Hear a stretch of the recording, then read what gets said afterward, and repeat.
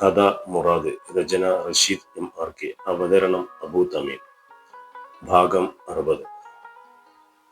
തന്റെ തൊട്ടടുത്ത് തിരിഞ്ഞു കിടക്കുന്ന ഫർസാനയോട് ഷാഫി അവളെ നോക്കാതെ അവൾ ചോദിച്ച ചോദ്യത്തിന്റെ മറുപടിയായി പറഞ്ഞു, പോകാനായി തുടങ്ങിയിട്ടുണ്ട്. കൂടുതൽ വിസ ക്യാൻസലാവും.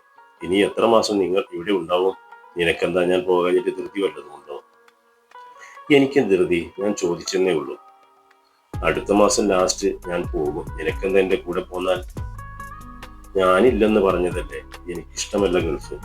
അതിന് നീ മുൻപ് ഗൾഫിൽ പോയിട്ടുണ്ടോ? ഇല്ല, പക്ഷെ നാട് പോലെ അല്ലെന്ന് അറിയാം. അതറിയാൻ അവിടെ പോകണം എന്നില്ലല്ലോ. മറുപടി അങ്ങനെ ആയില്ലെങ്കിൽ അത്ഭുതമുള്ളൂ എന്നറിയാമായിരുന്ന ഷാഫി കൂടുതൽ ആ വിഷയം പറയാതെ അവളോട് പറഞ്ഞു, എന്നാൽ ഉറങ്ങാൻ നോക്ക്, ഉറക്കം നടക്കട്ടെ. അവൾ മറുപടിയൊന്നും പറഞ്ഞില്ല. കെട്ടിയ പെണ്ണിന്റെ കൂടെ സ്വപ്നങ്ങൾ തകർന്ന മനസ്സുമായി കിടക്കേണ്ടി വരുന്ന ആണുങ്ങളുടെ അവസ്ഥകൾ പുറം ലോകം കാണാത്ത ഒരു തരം വേദനയാണെന്ന് ആരറിയാനാണ്. പിറ്റേന്ന് അവളും ഉമ്മയിൽ തമ്മിൽ എന്തോ സംസാരമുണ്ടായത് പുറത്തുപോയി വന്ന ഷാഫിയോട് വഫ വന്ന് പറയുന്നു. റൂമിൽ എന്തോ ജോലിയിൽ ഏർപ്പെട്ടിരിക്കുന്ന ഉമ്മയുടെ അടുത്തേക്ക് ചെന്ന്, എന്താ അമ്മ പരിപാടി? പുതിയ മരുമകളുമായി പ്രശ്നമുണ്ടായെന്ന് കേട്ടല്ലോ. ഒരു പ്രശ്നവുമില്ല. നിന്നോടാരാ പോയതും ഇതൊക്കെ വന്ന് പറഞ്ഞത്? ഇവിടെ നടക്കുന്ന എല്ലാ കാര്യങ്ങളും അറിയാനുള്ള കഴിവ് എനിക്കുണ്ട് മാതാജി എന്ന് ചിരിച്ചുകൊണ്ട് പറഞ്ഞ് ഷാഫിയെ നോക്കി ഉമ്മ ചിരിക്കാതെ മിണ്ടാതെയായി ഷാഫി അടുത്തേക്ക് ഇരുന്നു. എന്താ അമ്മ, എന്നോട് പറ.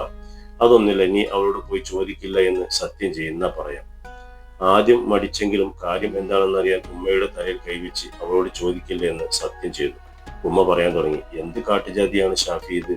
പറമ്പിൽ എന്തോ പണി കഴിഞ്ഞു വന്ന ഉപ്പാക്ക് ഒരു ഗ്ലാസ് ടാങ്ക് കലക്കി കൊടുക്കാൻ പറഞ്ഞപ്പോൾ അതിലവൾ പഞ്ചസാരക്ക് പകരം ഉപ്പാണ് ഇട്ടിരിക്കുന്നത്. സംഭവം കുടിച്ച് ഉപ്പ അതാരോടും പറയാതെ അത് എന്നോട് വന്ന് പറഞ്ഞപ്പോൾ ഞാൻ അവളോട് ചോദിച്ചു, അല്ല നിങ്ങളെ വീട്ടിലൊക്കെ ടാങ്ക് കലക്കുന്ന ഉപ്പ് ചേർത്താണോ എന്ന് ചോദിച്ചതും അവൾ എന്നോട് പറയുക, എന്റെ വീട്ടിലുള്ളവർക്ക് ഇതൊന്നും കലക്കിയിരിക്കാനല്ല പണി, എന്നെ നോക്കാം.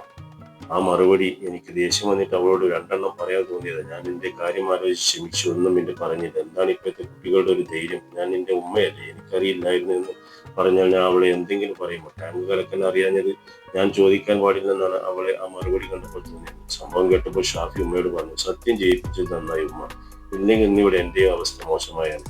നീ അതൊന്നും ആലോചിക്കേണ്ട. ഇപ്പോഴത്തെ കുട്ടികളല്ലേ, അവരിൽ നിന്നും കൂടുതൽ ബഹുമാനം നമ്മൾ പ്രതീക്ഷിക്കരുത്. അപ്പോൾ കുഴപ്പമുണ്ടാവില്ല. ഉമ്മയുടെ മനസ്സ് വേദനിച്ചിട്ടുണ്ടെന്ന് മനസ്സിലായ ഷാഫി പറഞ്ഞു, ഉമ്മ, ഞാൻ അവൾക്ക് വേണ്ടി ഇങ്ങോട്ട് മാപ്പി ചോദിക്കും. എന്തോ തുന്നിക്കൊണ്ടിരിക്കുകയായിരുന്നു ഉമ്മ കയ്യിലുണ്ടായിരുന്ന ഡ്രസ്സ് നിലത്തേക്കിട്ട് ഷാഫിയെ കെട്ടിപ്പിടിച്ചുകൊണ്ട് പറഞ്ഞു, എന്റെ കുട്ടി ആരുടെ മുന്നിലും തലതാഴ്ത്തണ്ട. ഓളോട് പോകാൻ പറ. എന്റെ കുട്ടി അവൾക്ക് വേണ്ടി ഉമ്മാനോട് ക്ഷമ ചോദിക്കരുത്. എനിക്കത് പൊരുത്തല്ല. ഇനി അതും കൂടി വേണം. നിനക്ക് ഈ അനുഭവിച്ചത് ഒന്നും പോരെ. നിങ്ങൾ രണ്ടാളും നല്ലതുപോലെ ജീവിച്ചാൽ മതി. അതൊക്കെ നിസ്സാര കാര്യങ്ങളാണ്.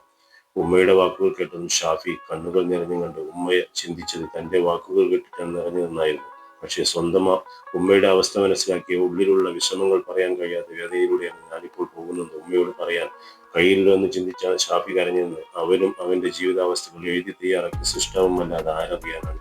പിറ്റേന്ന് ഫർസാനയുടെ ഉമ്മ വിളിച്ചതനുസരിച്ച് അവളുടെ കൂടെ ഉമ്മയുടെ വീട്ടിലേക്ക് വിരുന്നിന് പോകുന്നത്.